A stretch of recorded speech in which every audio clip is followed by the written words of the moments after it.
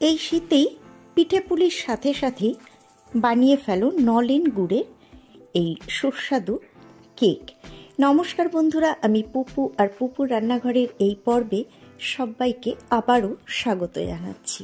পুরনো বন্ধুদের আমার পাশে থাকার জন্য অনেক ধন্যবাদ আর ভালোবাসা।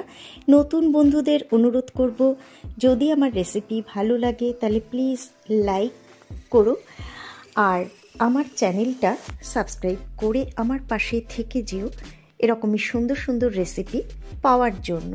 বেল আইকনটা প্রেস করতে ভুলো না, তাহলে আমি যে কোনো রেসিপি আপলোড করার সাথে সাথে নোটিফিকেশন সবার আগে তোমাদের কাছে পৌঁছে যাবে। কমেন্ট করে জানিও তোমাদের কেমন লাগলো, আর অবশ্যই বাড়িতে বানিও। চলো তাহলে শুরু করে দিই আমার আজকের রেসিপি নলেন গুড়ের কেক। আমি এখানে দেখো আটা নিয়ে নিয়েছি। এই চায়ের যে ছোট কাপ, এই কাপের 4 কাপ আটা আছে। তোমরা যদি মেজারমেন্ট কাপ দিয়ে নাও তাহলে মেজারমেন্ট কাপের 2 কাপ নেবে, কারণ আমি যে মাপগুলো দেখাচ্ছি সেগুলো মেজারমেন্ট কাপের 2 কাপের জন্য। এই কাপের 4 কাপ এখানে আটা রয়েছে। এখন আমি এটাকে আগে একটুখানি চেলে নেব। সব সময় কিন্তু আটা ময়দা যেটা দিয়েই তোমরা করবে কেক, সেটা কিন্তু চেলে নেবে, তাহলে কিন্তু কেকটা ভালো হবে। তো দেখো আমি অল্প অল্প করে আটাটাকে চেলে নেব।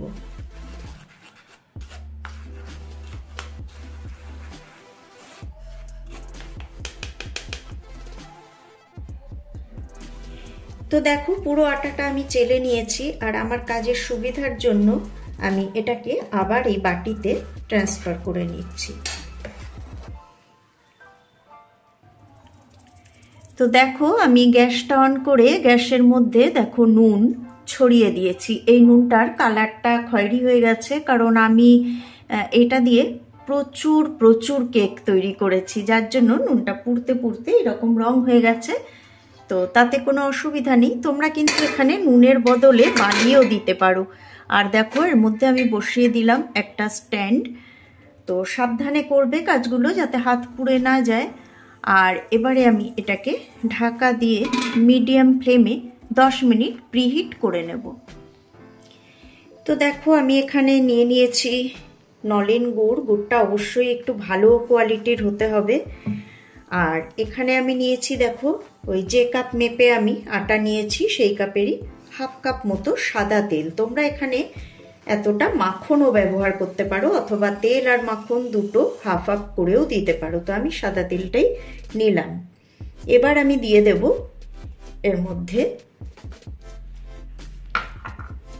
নলেন গুড়।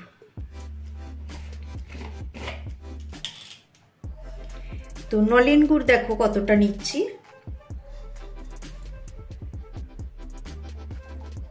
একদম তেলের মতো যে পাতলা সেটা নেবে না, তাতে মিষ্টিটা কম হয়। একটু যেটা ঘন সেটা নেবে। তো দেখো আমি নলেন গুড় নিয়ে নিচ্ছি এই কাপেরই 2 কাপ। এটাতে মিষ্টিটা একটু বেশি হয়।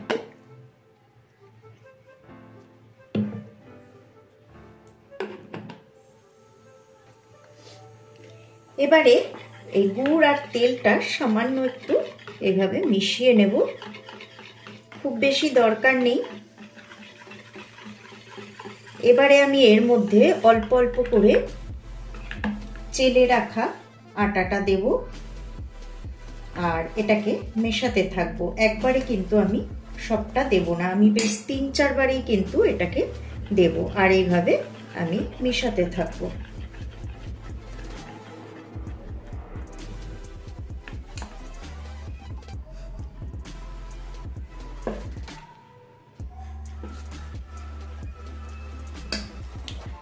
আবারও দিলাম কিছুটা, আবারও মিশাবো। তো দেখো আমি সবটা আটা মিশিয়ে দেওয়ার পর এখন একটু টাইট হয়ে গেছে। এবার আমি এর মধ্যে মেশাবো দুধ। এখানে কিন্তু আমি 1.25 কাপ দুধ নিয়েছি, মানে 3/4 কাপ দুধ নিয়েছি, আর এটা নর্মাল টেম্পারেচারের দুধ। তো আমি এটাকে অল্প অল্প করে এর মধ্যে মিশাবো, আর এটা মেশাতে থাকবো। আমি দেখো একই দিকে ঘুরিয়ে ঘুরিয়েই মেশাচ্ছি, তো দুধ আমার পুরোটাই লেগে যাবে, আমি দিয়ে দিচ্ছি। যদি প্রয়োজন মনে হয় তাহলে আর অল্প 1-2 টেবিল চামচ মতো আমি দেব। তো এটাকে আগে আমি ভালো করে মিশিয়ে নেব।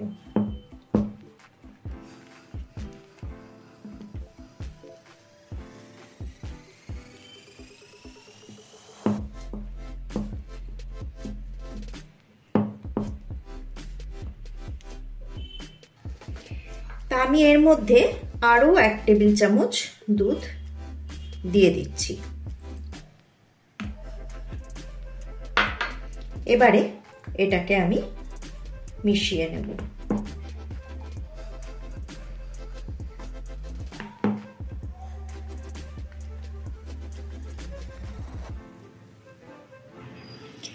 এটা কিন্তু মেশানো হয়ে গেছে, আমি দেখাচ্ছি এর ঘনত্বটা। তার আগে দেখো এখানে আমি 3টে এলাচ একটু গুঁড়ো করে নিয়েছি, তোমরা চেলেও নিতে পারো, আমি আর চেলে নিলাম না, আমি এমনিই দিয়ে দিচ্ছি।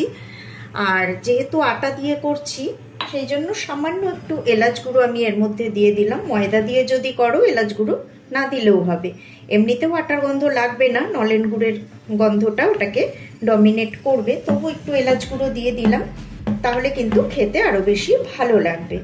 এবার তোমাদের দেখাচ্ছি এটার ঘনত্ব।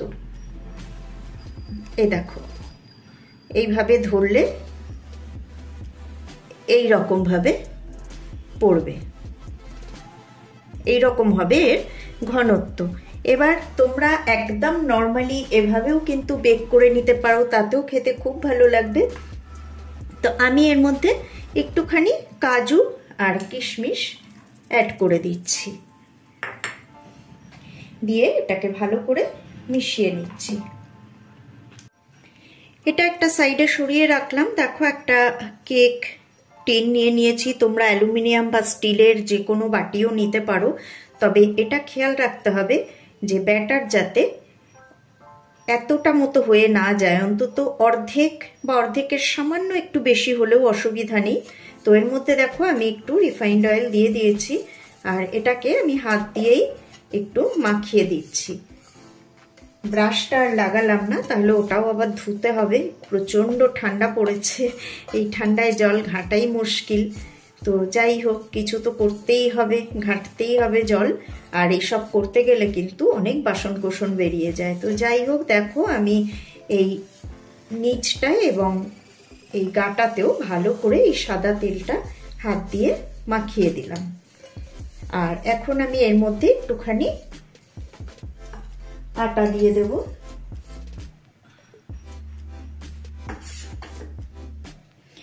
যাতে করে নাকি এটা নিচে লেগে না যায়।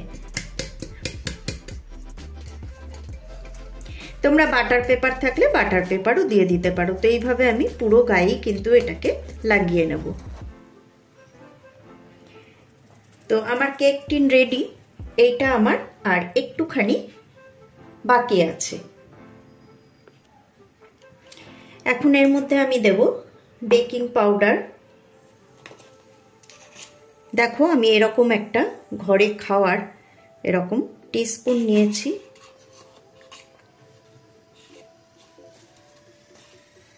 আমি হাফ টিস্পুন দিয়ে দিচ্ছি বেকিং পাউডার, আর 1/4 টিস্পুন দিয়ে দেব বেকিং সোডা,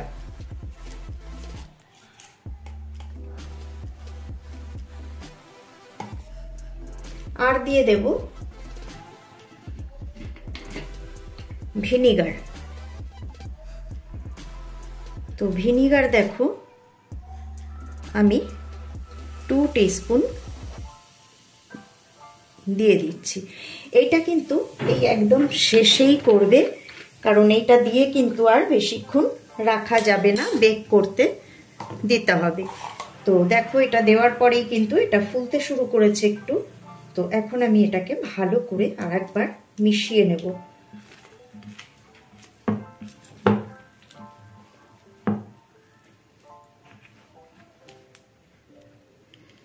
তো ভালো করে মিশিয়ে নিয়েছি, এখন আমি এই কেক টিনের মধ্যে এটাকে দিয়ে দেব।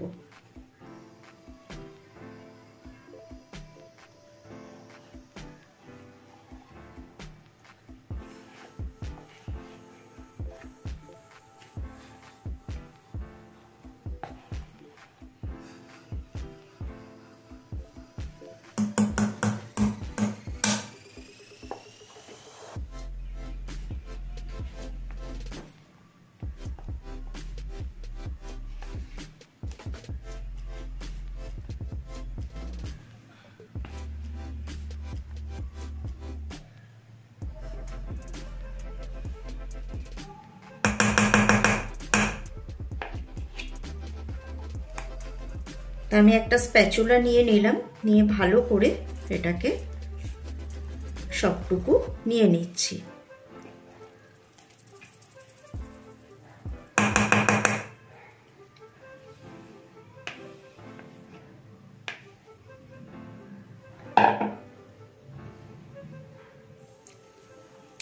তো দেখো সবটা নিয়ে নেওয়ার পর আমি একটুখানি এটাকে ট্যাপ করে দিচ্ছি। আর এই বাটির মধ্যে আমি অল্প একটু কাজু কিশমিশ নিয়েছি, তোমরা যে কোনো শুকনো ফলই এর মধ্যে দিতে পারো, ভালোই লাগবে। তবে আমার কাছে আপাতত আর কিছু নেই, সেই জন্য আমি শুধু এটাই দিচ্ছি। তো একটু ওপর দিয়ে আমি ছড়িয়ে দিচ্ছি। আর এগুলোকে কিন্তু আমি একটুখানি ময়দা মাখিয়ে নিয়েছি, আটাও মাখিয়ে নেওয়া যায়, কোনোই অসুবিধা নেই। আর ময়দা মাখিয়ে নেওয়ার কারণ হচ্ছে যাতে এগুলো ওপরেই থাকে, যদি তোমরা এমনি দিয়ে দাও তাহলে কিন্তু এগুলো নিচে চলে যাবে। তো দেখো আমি এটা গরম করে নিয়েছি একটা ঢাকা দিয়ে, ঢাকাটাকে আমি সরিয়ে নিয়েছি। আর আস্তে করে সাবধানে এই বাটিটা এখন আমি এর মধ্যে বসিয়ে দিলাম। আর ঢাকাটা আমি আবারও দিয়ে দিচ্ছি, দিয়ে আমি ফ্লেমটা লো করে দেব। দেখো আমি 30 মিনিট পর ঢাকাটা খুলেছি, খুলে দেখতে পাচ্ছি এটা কিন্তু বেক হয়ে গেছে। তবে আমি চেক করে তোমাদের দেখাবো হয়েছে কিনা, এক্ষুনি নয়। আমি এটাতে আরেকটু ডার্ক কালার আনতে চাই, সেই জন্য আমি কিন্তু এটাকে আরও 10 মিনিট বেক করব। তো সেই জন্য আমি এটাকে আবারও ঢেকে দেব।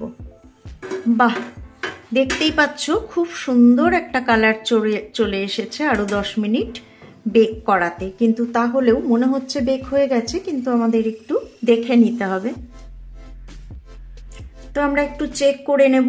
সবসময় কেকের মাঝখানটা চেক করবে, তাহলেই বোঝা যাবে বেক হয়েছে কিনা। কারণ অনেক সময় সাইডগুলো হয়ে যায় আর মাঝখানটা কিন্তু কাঁচা থেকে যায়। তো এই ফেটে ফেটেও গেছে বেক হওয়ার পর, এই দেখো গাগুলো একটু ফেটে ফেটেও গেছে। তো আমি এখান দিয়ে একদম মাঝখান দিয়ে একটু দেখে নেব। সরি, হাত থেকে ঠান্ডার চোটে মানে ছুরিটাই পড়ে যাচ্ছে। দেখো আমি পুরোটাই ঢুকিয়ে দিলাম আর বের করে নিয়ে এলাম। তো ছুরির গাটা কিন্তু একদম পরিষ্কার, এর মধ্যে কিন্তু কোনো ব্যাটার লেগে নেই, তার মানে এটা পারফেক্ট বেক হয়ে গেছে। এখন আমি এটাকে নামিয়ে নেব, গ্যাসটা অফ করে দেবো আর এটাকে নামিয়ে নেব। তো আমি এটাকে নামিয়ে একটা স্ট্যান্ডের উপর রেখে দিয়েছি আর একটা প্লেট দিয়ে ঢাকা দিয়ে রাখবো, না হলে বাইরের হাওয়া লাগলে কিন্তু একটু শুকনো শুকনো ভাব এসে যায়। সেই জন্য আমি একটা প্লেট দিয়ে এটাকে ঢাকা দিয়ে রাখবো। ঠান্ডা হলে আমি ডিমোল্ড করে দেখিয়ে দিচ্ছি।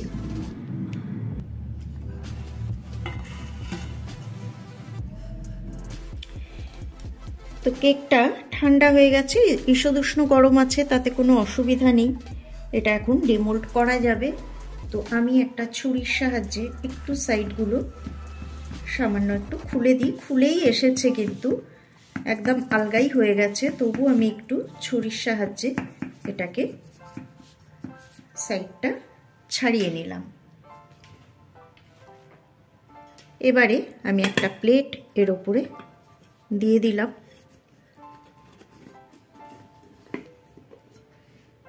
তো দেখো আমাকে কিন্তু ট্যাপ করতেও হলো না, এটা বেরিয়ে এসছে খুব সুন্দরভাবে, দেখতেই পাচ্ছ।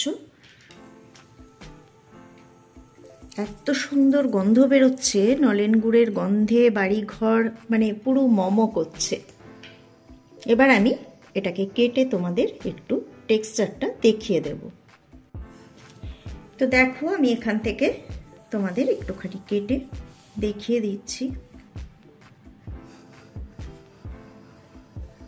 ভীষণ সফট হয়েছে, তোমাদের আমি টেক্সচারটা একটু দেখিয়ে দিচ্ছি।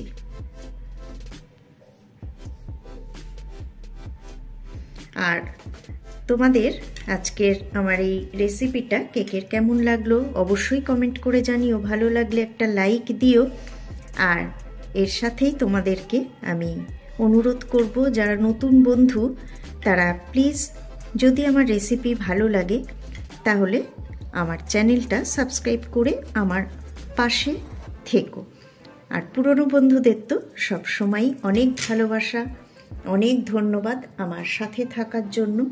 তো তোমরা বাড়িতে অবশ্যই এই শীতেই এইভাবে নলেন গুড়ের কেক বানিয়ে নিও। টেক্সচার দেখতে পাচ্ছ কত সুন্দর হয়েছে, আর এই দেখো কতটা নরম হয়েছে।